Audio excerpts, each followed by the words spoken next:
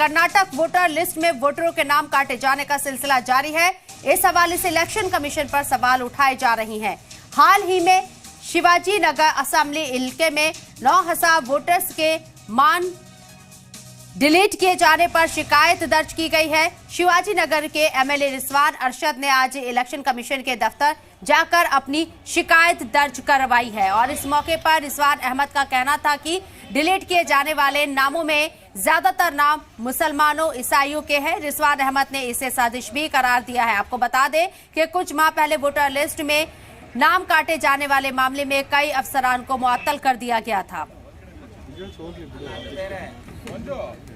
Erectile registration officer ने जो meeting बुलाई थी उसमें बताया गया कि 9,195 लोगों को नोटिस दी जाएगी क्योंकि उनको बीजेपी के जो लोगों ने एक पिटीशन दिया है कि ये लोग यहाँ पे रहते नहीं हैं, इनको इस लिस्ट से इनका नाम वोटर लिस्ट से नाम हटाया जाए।